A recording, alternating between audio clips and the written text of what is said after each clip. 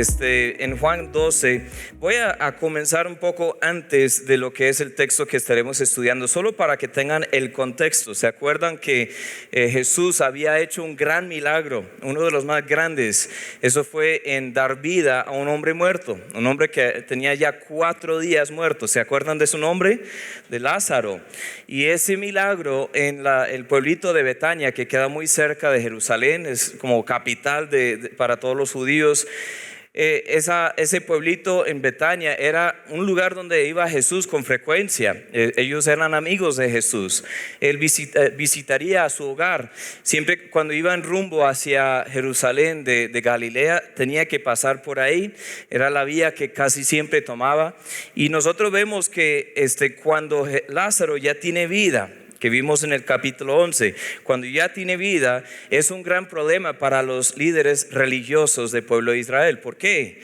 Porque ahora muchos saben que no es cualquier otro charlatán, no es cualquier otro hombre engañoso. No es simplemente un profeta, no es simplemente es un rabino, un rabí, un maestro. Él no simplemente es un hombre bueno. Este hombre tiene señales de ser el Mesías, pero no es un Mesías como ellos buscan. Ellos buscan más bien un Mesías que va a dar victoria sobre todo el imperio romano, que va a quitar esa opresión de los romanos, y parece que Jesús no está cumpliendo eso.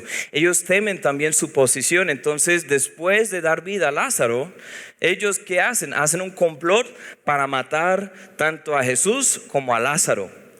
Imagínense, en lugar de aceptar al Mesías, ahora le quiere matar. ¿Por qué? Está poniendo en peligro su estatus.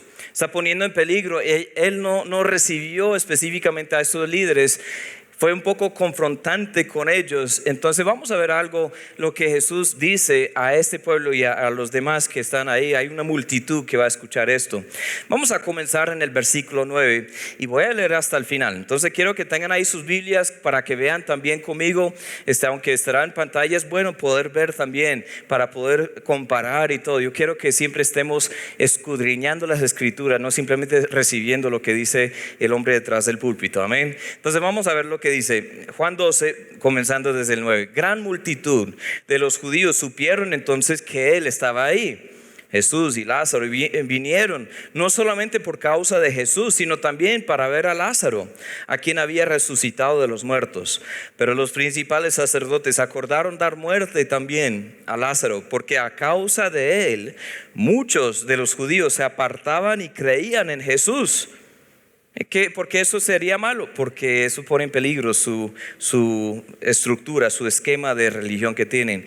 El siguiente día, grandes multitudes que habían venido a la fiesta, al oír que Jesús venía a Jerusalén, tomaron ramas de palmera y salieron a recibirle y clamaban: Hosana, bendito el que viene en el nombre del Señor, el Rey de Israel. Y halló Jesús un asnillo y montó sobre él, como está escrito: no temas, hija de Sión, he aquí tu rey viene montado sobre un pollino de asna. Estas cosas no las entendieron sus discípulos al principio, pero cuando Jesús fue glorificado, entonces se acordaron de que estas cosas estaban escritas acerca de él y de que se las habían hecho. Se estaba cumpliendo profecías aquí. Entonces dice: y daba testimonio a la gente que estaba con él cuando llamó a Lázaro del sepulcro y le resucitó de los muertos, por lo cual también había venido la gente a recibirle, porque había oído que él había hecho esta señal. Pero los fariseos dijeron entre sí: ya veis que no conseguís nada, mirad, el mundo se va tras él. Si sienten la tensión aquí, que hay grandes multitudes, dicen: ya llega el Mesías, va a quitar a Roma, va a salvarnos. El Mesías, el Cristo, es la misma palabra en diferentes idiomas. Entonces dicen: pues ya llegó. Y los fariseos dicen: ay, ¿qué vamos a hacer? Porque no es un Mesías como nosotros esperábamos. Seguimos viendo lo que dice ahí. Versículo 20. Había ciertos griegos entre los que habían subido a adorar en la fiesta. Estos pues se acercaron a Felipe, que era de Betsaida, de Galilea, y le rogaron diciendo: Señor, quisiéramos ver a Jesús. Felipe se fue y se lo dijo a Andrés. Entonces Andrés y Felipe se lo dijeron a Jesús. Jesús respondió diciendo, hey, pues algo curioso aquí con esos griegos, ellos querían también conocer a este Jesús.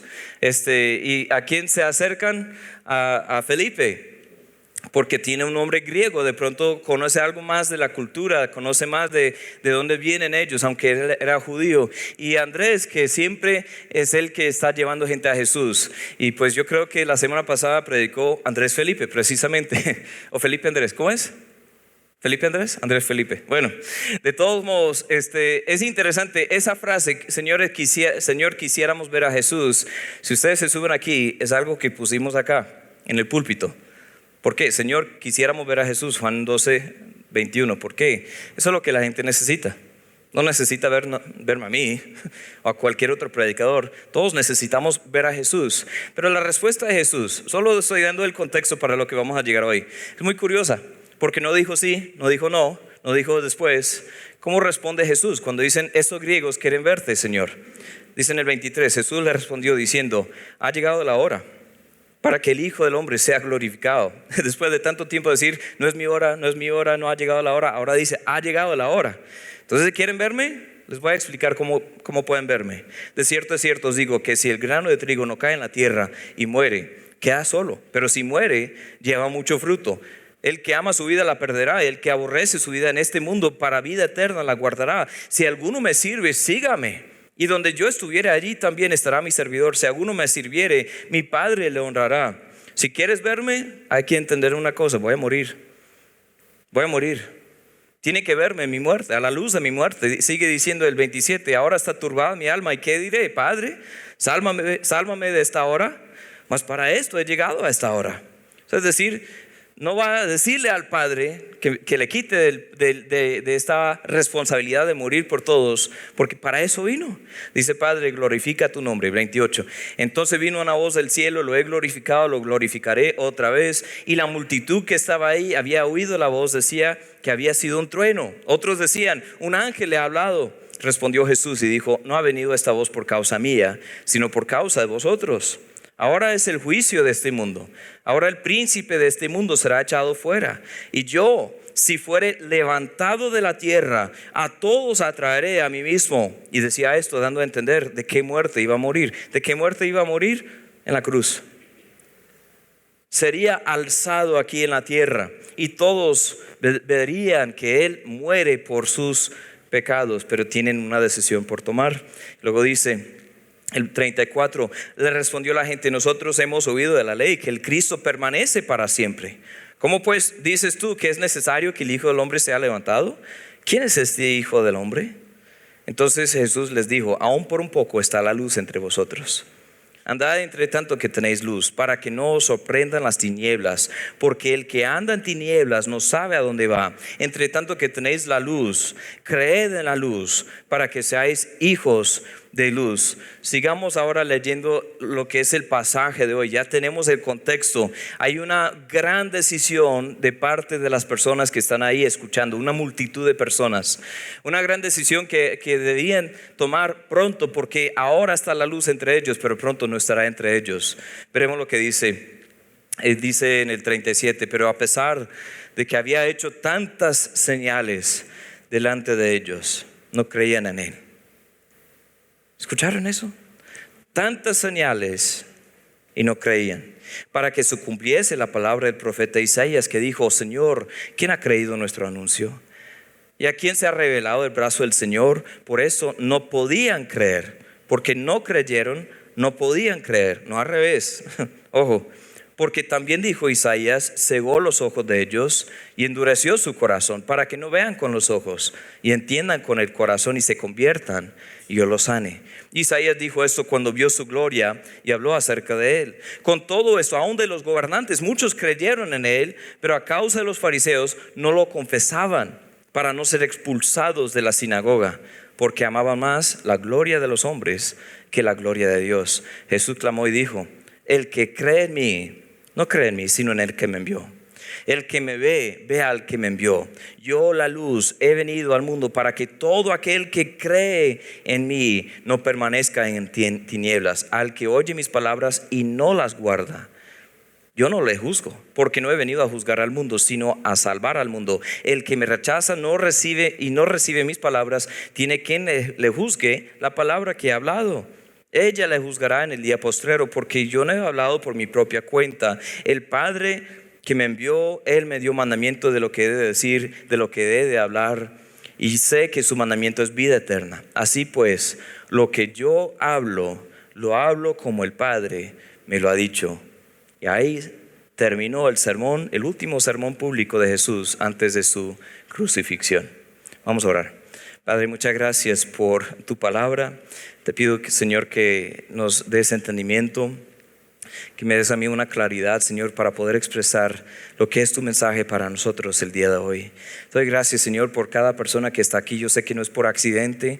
De pronto es alguien que lleva ya los 2 años que llevamos como iglesia, que lleva todo ese tiempo con nosotros, o de pronto es alguien que visita por primera vez. De pronto es alguien que ya cree, o de pronto es alguien que está aún investigando esos reclamos del Evangelio. Señor, yo te pido que obres en nuestros corazones, que hoy tú te glorifiques entre nosotros. Señor, que me uses para ser un vocero, una voz simplemente por tu texto, por tu mensaje. En tu nombre te lo pido. Amén. Aquí Cristo está dando una oportunidad más para creer. El título del sermón, si tuviéramos un título, es Todo aquel que no cree. Vamos a ver que Jesús hace distinción entre varias personas. Hay algunos que ya tienen una predisposición para no creer, una predisposición hacia la incredulidad, una predisposición, ya tomaron la decisión de no creer. Dice en el 37, pero a pesar de que había hecho tantas señales delante de ellos, no creían en Él. Para que se cumpliese esa palabra. Señor, ¿quién ha creído nuestro anuncio? Eso está en Isaías 53. ¿A quién se ha revelado el brazo del Señor? Por eso no podían creer, no querían creer, entonces no podían creer, porque también más adelante dice Isaías, cegó los ojos de ellos, endureció su corazón para que no vean con los ojos y entiendan con el corazón, se conviertan y lo sane. Isaías dijo eso cuando vio su gloria y habló acerca de él. En Isaías 6, cuando él tiene la visión de Jesús alzado y levantado, ahí está en su trono y ahí están los serafines diciendo, santo, santo, santo el Señor, la tierra está llena de su gloria. En ese momento Isaías estaba viendo ¿a quién? A Jesús. Eso es lo que dice aquí. Fue una visión de Jesús. ¿Y qué dice más adelante en ese mismo contexto? Cuando el Señor envía a Isaías al pueblo, dice, pero ellos no van a creer. Ya habían tomado la decisión de no creer, de no recibir la palabra, por eso les voy a endurecer más el corazón. Ya habían tomado la decisión de no recibirme a mí, y por eso no podrán recibirme a mí. Tantas señales. Jesús nos da récord de 7 señales o milagros principales que hizo Jesús, aunque habían muchas más. Dice al final del Evangelio de Juan, en Juan 21:35, hay también otras muchas cosas que hizo Jesús, las cuales si se escribieran una por una, pienso que ni aún en el mundo cabrían los libros que se habrían de escribir. Amén. Dice también en el capítulo anterior, en Juan 20:30, hizo además Jesús muchas otras señales en presencia de sus discípulos, las cuales no están escritas en este libro, pero estas señales se han escrito para que creáis que Jesús es el Cristo, el Hijo de Dios, para que creyendo tengáis vida en su nombre. El propósito del Evangelio de Juan es muy claro. El propósito es muy claro, para que creamos y para que tengamos vida en su nombre, para que nosotros creyéramos en Jesús. ¿Cuántas señales necesitamos? ¿Cuánta evidencia necesitamos? A pesar de todas las señales, algunos simplemente no creyeron, ya tenían una incredulidad predispuesta. Dijeron, no me importa lo que me digas, no voy a creer. Estaba viendo en las redes sociales, es un lugar peligroso, es como campo de batalla para algunos. Y entre algunos pastores que son amigos míos estaban luchando contra un punto de preferencia. Y uno dijo, no importa los argumentos que la gente me da, yo ya sé lo que creo. No importa la evidencia que me dan, yo ya sé lo que creo y no voy a cambiar. Y los demás son herejes. Y como, ¿en serio? ¿En serio? O sea, entre todo lo que pudiésemos saber, entre toda la información disponible en el mundo, ¿qué porcentaje sabemos nosotros? Muy poco. Entre todas las cosas entre todo el conocimiento que hay, nosotros realmente estamos rasgando la superficie nomás. Solo sabemos un poco. Entonces Jesús dice, ya he dado tantas señales, pero ya habían tomado la decisión de no creer. Hay algunos con quienes hablamos acá, a veces ya tienen esa postura, ¿no? Esa postura de no creer.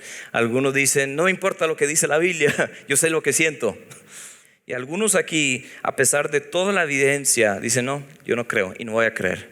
Algunos hacen sus decisiones antes de mirar la evidencia. Estaban ante los líderes judíos que preguntaron, ¿es esto así? Esteban, ante los líderes judíos que preguntaron, ¿es esto así? En Hechos capítulo 7, Esteban ahí está predicando y los líderes realmente sintieron un poco de enojo porque estaba era un poco confrontante el mensaje de Esteban, pero en lugar de recibirlo, lo apedrearon. Eso pocos años después de esto. Comenzó desde Abraham y les contó toda la historia ahí en Hechos 7. Como por generaciones todos habían rechazado el mensaje al mensajero de Dios y habían hecho lo mismo con Jesucristo. Escuchemos una parte del sermón de Esteban en Hechos 7:54. Dice, oyendo estas cosas se enfurecían en sus corazones y crujían los dientes contra él. Pero Esteban, lleno del Espíritu Santo, puestos los ojos en el cielo, vio la gloria de Dios y a Jesús que estaba a la diestra de Dios y dijo, he aquí veo los cielos abiertos y al Hijo del Hombre que está a la diestra de Dios. Entonces ellos, dando grandes voces, se taparon los oídos, arremetieron a una contra él y echándole fuera de la ciudad, le apedrearon. Y los testigos pusieron sus ropas en los pies de un joven que se llamaba Saulo, el mismo apóstol Pablo después, y apedreaban a Esteban, mientras él invocaba y decía, Señor Jesús, recibe mi espíritu. ¿Cuál fue el énfasis principal de Esteban? ¿Ustedes ya decidieron no creer? A pesar de toda la evidencia, ¿por qué no van a creer? Así ha sido desde hace siglos y siglos, hasta miles de años. Los seres humanos somos así, ¿cierto? Tomamos la decisión y luego vemos la evidencia, ¿cierto? Tomamos una decisión y luego buscamos consejería.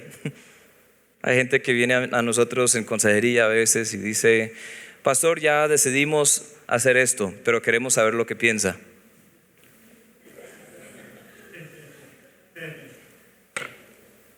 Entonces, si ya tomaron la decisión, yo no puedo ayudarles porque sería malgastar nuestro tiempo. Hay gente que dice, pastor, yo voy a tal ciudad, voy a trabajar y voy a hacer esto y lo otro, me voy a casar con este fulano, ya tenemos una fecha de boda, ya tenemos esto, ya tengo tiquetes. ¿Qué piensa? ¿Realmente importa en ese momento qué piensa? No, yo no soy Dios y si uno es creyente, pues tiene también el Espíritu Santo en sí, pero es bueno buscar consejería. Yo también busco consejo de otros pastores, de otros líderes, de algunos de ustedes también. Yo necesito consejo porque yo no lo sé todo, pero si tomamos la decisión antes no, realmente no estamos buscando consejo. A veces mis hijas hacen algo y luego piden permiso. Eso fue básicamente lo que hicieron acá. Dijeron, no vamos a creer. Entonces, a pesar de todas las señales, había una incredulidad. No creían, entonces no podían creer. Es muy importante ese orden. En el momento de oportunidad le rechazaron. Dice, aún por un poco está la luz entre vosotros. La referencia a Isaías, dice ahí en Isaías 53:1, no hay muchos que realmente creen. ¿Quién ha creído nuestro anuncio? No hay muchos que creen. Habrían muchos que no podrían creer, no podrán creer porque no creyeron. Dijo eso cuando vio su gloria. Isaías 6:1-6 dice, muchos no creerán porque yo voy a endurecer sus corazones. No creyeron, entonces no podrán creer. Muy triste eso, ¿no? Me acuerda mucho de lo que pasó con Faraón. ¿Se acuerda de Faraón en el Antiguo Testamento, en el libro de Éxodo, cuando todo el pueblo de Israel, millones de personas, por ahí 2 millones de personas estaban en esclavitud en Egipto? Ellos les tienen bajo una mano muy opresiva y el Señor manda a Moisés para librar al pueblo. Y dice que Faraón endureció su corazón varias veces. Dice que su corazón se endureció, él mismo endureció su corazón. Y después de como la sexta vez, dice Jehová, endureció su corazón. Después de él mismo endurecer su corazón, el Señor lo hizo. ¿Para qué? Para cumplir su plan. O sea que el Señor ya sabe. El corazón humano ya lo conoce perfectamente. Pues vamos a ver otra cosa. Hay algunos que están ahí predispuestos hacia la incredulidad, pero hay otros que creen en privado. Creen en privado, son cristianos de la CIA. Secretos, cristianos secretos, son como espías, pero nadie sabe, nadie sabe. Están ahí en ropa de laicos, en ropa de ciudadanos normales, pero por dentro dice, sí, yo creo, Señor. ¿Qué dijiste? Nada. No quieren que nadie les vea en compañía de Jesús. No quiere que nadie escuche alabanzas, oraciones o gloria al Señor de sus labios. ¿Por qué? Porque hay una gran cosa que se dice ahí. Vamos a ver lo que dice. Versículo 42 y 43. Con todo eso, aún de los gobernantes, o sea, gente importante, muchos creyeron en él, pero a causa de los fariseos, los más estrictos, los más cumplidos, los más mostrados, los más hipócritas también, dijo Jesús. A causa de los fariseos no lo confesaban, para no ser expulsados de la sinagoga, porque amaban más la gloria de los hombres que la gloria de Dios. Muchos amamos más la gloria de los hombres que la de Dios, ¿cierto? Muchos de nosotros amamos más lo que nos dicen las personas y cómo nos reciben las personas que lo que piensa Dios. Si hay un versículo que es un resumen del cristianismo hoy en día, es este: aman más la gloria de los hombres que la gloria de Dios. Pensamos demasiado en lo que otros piensan de nosotros. Y créanme, hermanos, yo he vivido muchos años en esa trampa. Y es una trampa de Satanás, el preocuparse tanto por lo que otros piensan. Y luego uno se conforma a la expectativa de otras personas y ni piensa en lo que piensa Dios, ni piensa en lo que dice Dios. Y nosotros, cuando amamos más la gloria de los hombres, es buscar que otros nos aplauden, buscar que otros nos reconozcan, esa palmada en la espalda. Buscamos que otros nos digan, uy, qué buen trabajo. Entonces decimos, bueno, satisface a uno. Pero ¿qué piensa Dios? ¿Qué dice Dios? El opuesto también es verdad. Hay veces que otros no aprueban de nosotros, que no nos aplauden. En lugar de glorificarnos, nos difaman. Y luego, ¿cómo nos hace sentir? Mal. Seamos honestos. Nos hace sentir mal. Esas críticas de un familiar, de un amigo, de un compañero en el trabajo, en el colegio, en la universidad o lo que sea, esas críticas nos cortan hasta el alma y decimos, ya no vale la pena. Cuando critican nuestro compromiso para con Dios y luego menguamos un poco en ese compromiso, ¿qué estamos mostrando? Que amamos más la gloria de los hombres que la de Dios.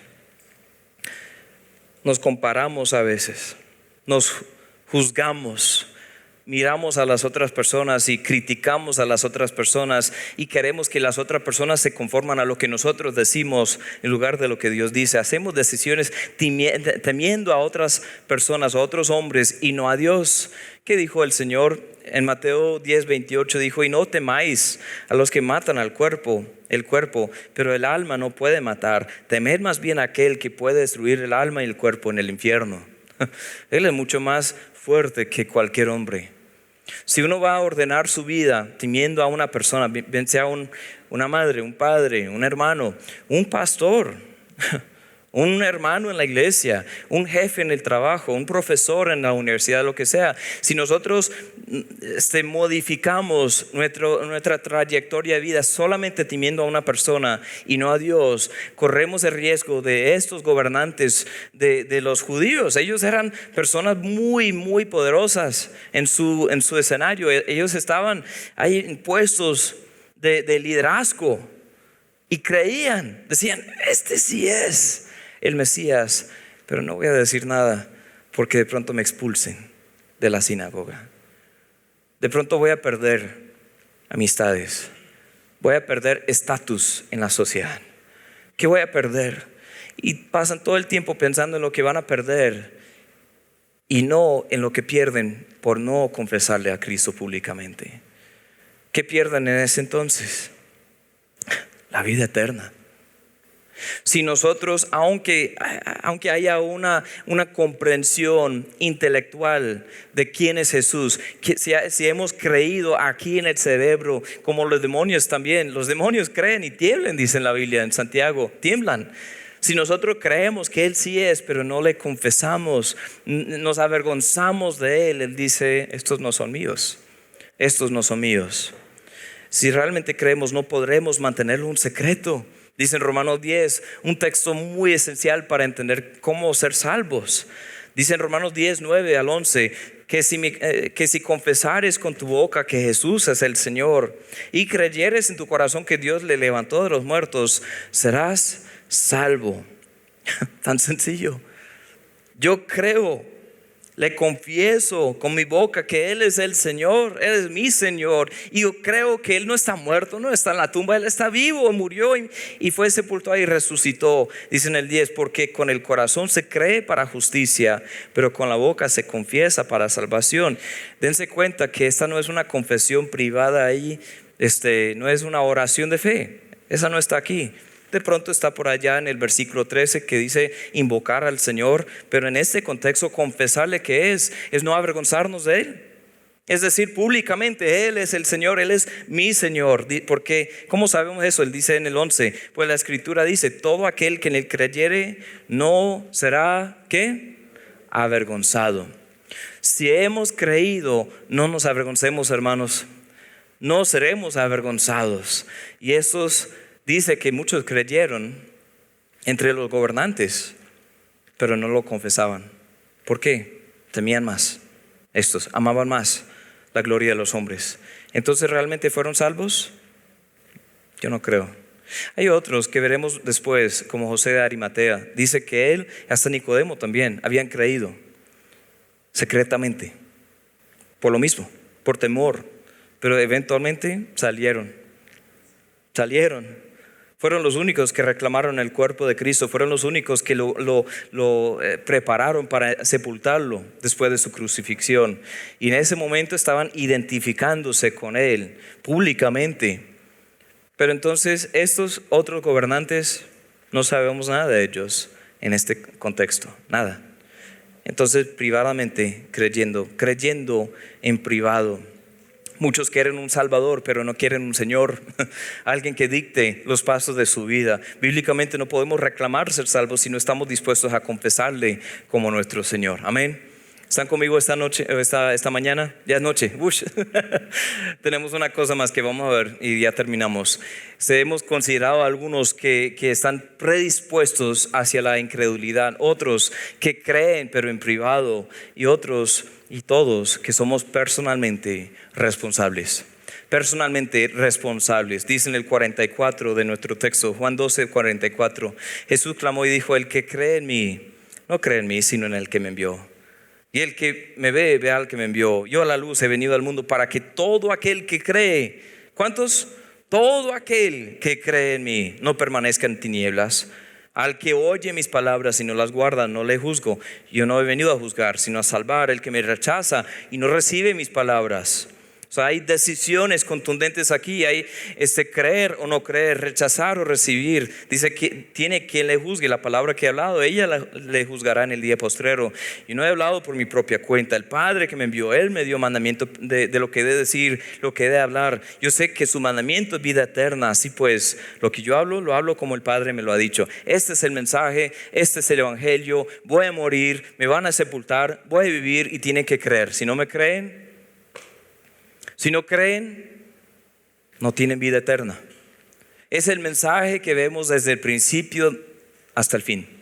Toda la Biblia gira en este eje del evangelio. Toda la Biblia tiene que ver con el evangelio de Cristo.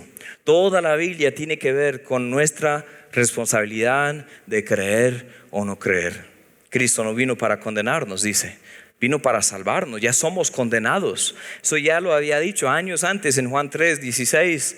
Dice, porque de tal manera amó Dios al mundo que ha dado a su Hijo unigénito, para que todo aquel que en él cree no se pierda, mas tenga vida eterna. El 17 y 18 dice, porque no envió Dios a su Hijo al mundo para condenar al mundo, sino para que el mundo sea salvo por él. El que en él cree no es condenado, pero el que no cree ya ha sido condenado porque no ha creído en el nombre del unigénito Hijo de Dios. Son dos grupos de personas, los que creen y los que no creen, los que son no condenados o los que permanecen en la condenación. El juicio viene. Hebreos 9, 27 y 28 dice, de la manera que está establecido para los hombres que mueran una sola vez y después de esto el juicio, así también Cristo fue ofrecido una sola vez para llevar los pecados de muchos y aparecerá, dice, por segunda vez, sin relación con el pecado para salvar, ¿a quiénes? A los que le esperan.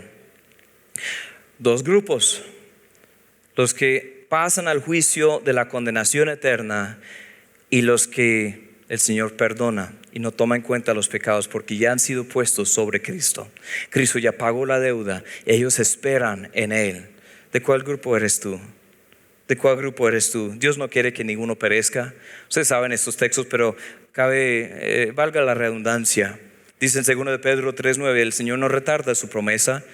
O sea, Él viene otra vez, habla de su segunda venida en ese contexto. El Señor no retarda su promesa, según algunos la tienen por tardanza, sino que es paciente para con nosotros, no queriendo que ninguno perezca, sino que todos procedan al arrepentimiento. Dice después, pero el día del Señor vendrá.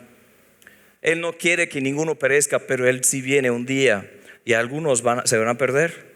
Dice en 1 de Timoteo 2, 4 al 6, el cual quiere que todos los hombres sean salvos y vengan al conocimiento de la verdad, porque hay un solo Dios y un solo mediador entre Dios y los hombres, Jesucristo hombre, el cual se dio a sí mismo en rescate por todos, de lo cual se dio testimonio a su debido tiempo. Dios no quiere que ninguno perezca, Dios quiere que todos sean salvos. Cristo murió para que todos sean salvos. En Ezequiel 18 dice en el 31 y 32, echad de vosotros todas vuestras transgresiones con que habéis pecado, haceos un corazón nuevo, un espíritu nuevo. ¿Por qué moriréis, casa de Israel?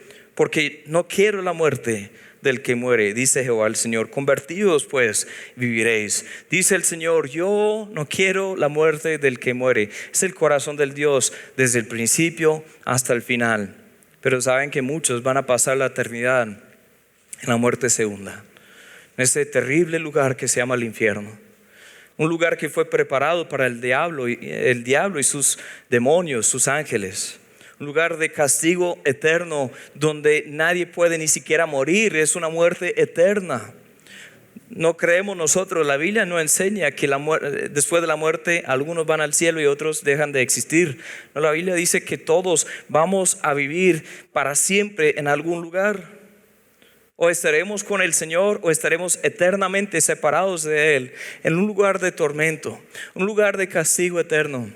Dice, pero qué cruel es ese Dios por decir simplemente mentiras. Yo he intentado vivir una buena vida, yo he intentado ser un buen esposo, yo he intentado ser honesto en mis asuntos. ¿Cómo Dios me va a castigar eternamente en un fuego que no tiene fin? ¿Cómo que Dios puede hacer eso? Yo creo en un Dios de amor. Sí, entonces vean, por toda la Biblia vemos su amor. Por toda la Biblia vemos su corazón. Por toda la Biblia vemos que Él no quiere que tú mueras, pero no va a obligarte a creer.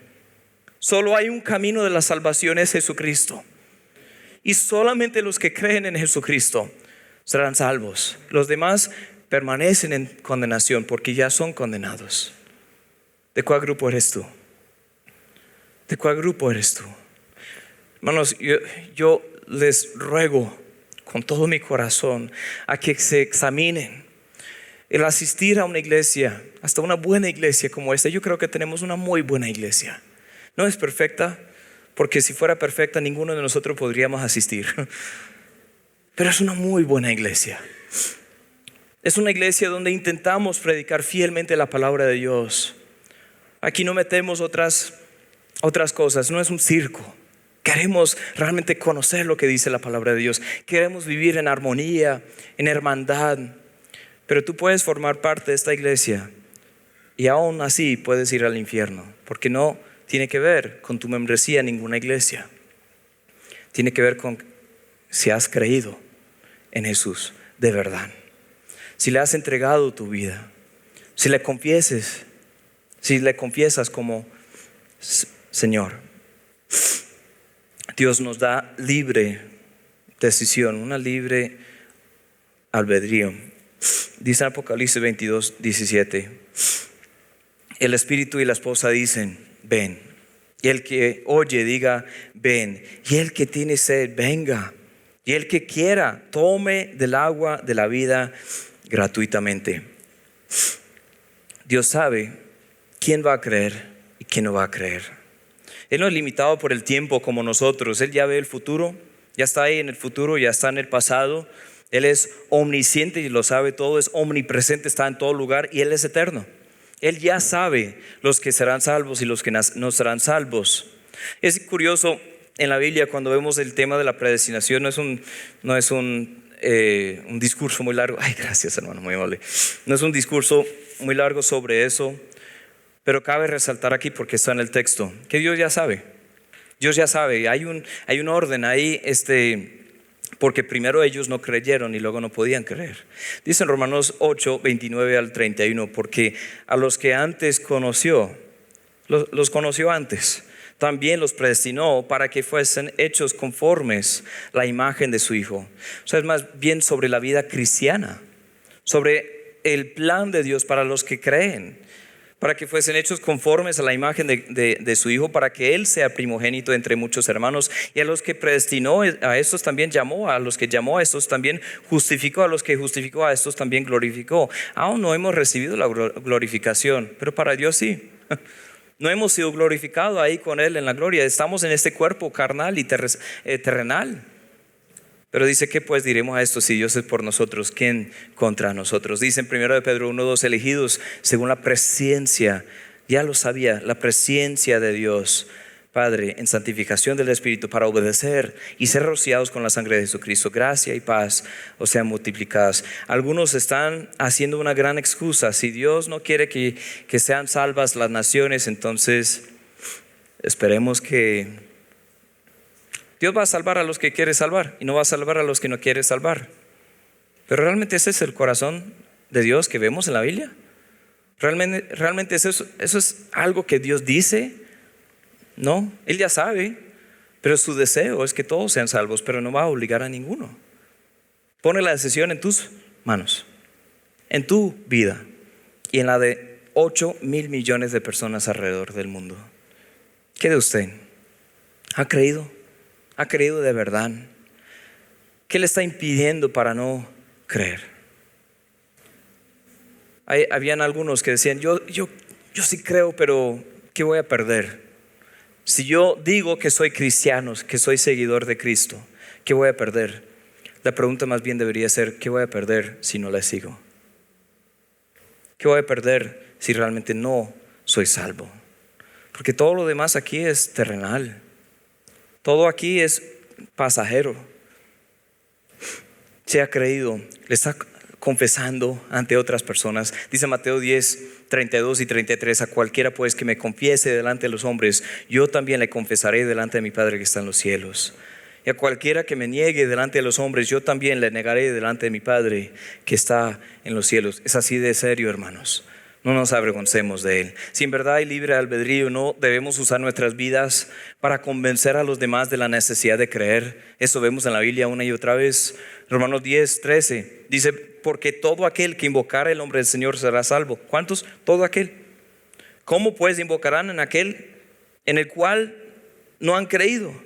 ¿Y cómo creerán en aquel de quien no han oído? ¿Y cómo oirán sin haber quien les predique? ¿Y cómo predicarán si no fueren enviados? Como está escrito, cuán hermosos son los pies de los que anuncian la paz, de los que anuncian buenas nuevas. Hay gente que va a invocar al Señor porque ha creído, porque ha oído, porque tú le testificaste. Pero si nosotros no vamos, ¿cómo? Van a morir en sus pecados. Como la atalaya que vemos en Ezequiel capítulo 33 y también en Ezequiel 3. Vemos un paralelo ahí, porque el atalaya, ¿qué tenía que hacer? Él estaba en el muro de la ciudad y tenía una trompeta en la mano. Y cuando veía venir el enemigo, tenía que sonar la trompeta y tenía que advertir a todos. Eso fue para despertar a los de atrás. Tenía que advertir a todos: viene el enemigo, prepárense, levántense. Eso en sí, solo saber que viene el enemigo no les salva. Ellos mismos tenían que tomar la decisión de hacer algo. Pero si el atalaya ve venir al enemigo y no dice nada, no hace nada, y el enemigo viene y mata a todos, dice, ciertamente ellos morirán por sus pecados, pero también voy a requerir su sangre del atalaya. Su sangre estará en sus manos. Si el atalaya advierte a las personas y ellos no hacen caso, igual van a morir, pero el atalaya ha hecho su trabajo. Hermanos, somos atalayas en el mundo, no de los testigos. Así se llama la revista de ellos. Pero es de ahí, que el concepto está ahí, está en la Biblia. La aplicación es un poco diferente, porque nosotros no estamos diciendo a las personas sean buenas personas, estamos diciéndoles crean en Jesús, vean a Jesús. 2 Corintios 5:11 dice, conociendo pues el temor del Señor, persuadimos a los hombres. Entonces hoy tenemos una decisión. Examinémonos a ver si realmente hemos creído. Si no has creído, hoy sería un momento muy oportuno. Dice, pastor, yo no sé realmente qué hay que hacer. Realmente no es tan complejo. La Biblia lo dice una y otra vez. Creer que Jesús es el Señor, creer que Él murió por ti, creer que fue sepultado y resucitó de los muertos, creer que ya pagó la deuda que tú tenías. Todo el pecado fue puesto sobre Él. Creer en Él, recibirlo a Él y confesarlo delante de otros. ¿Cómo haces eso? Diciéndolo. El bautismo también es una forma de confesarlo delante de otros, identificarse. En el libro de Hechos vemos eso, cuando la gente creía, luego ¿qué? Se bautizaron. ¿Por qué? Para dar un testimonio público de que se han identificado con la muerte, sepultura y resurrección de Cristo.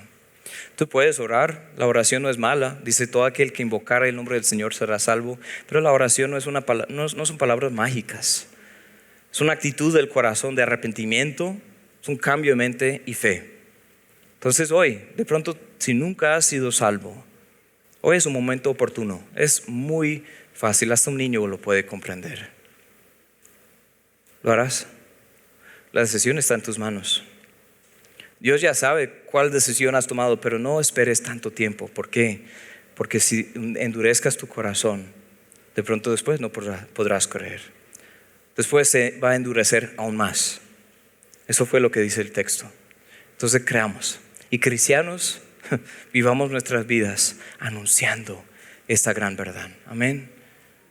Pensemos no en la gloria de los hombres, sino en la de Dios. Tememos no a los hombres, sino a Dios. Amén. Vamos a vivir para Él. Vamos a orar.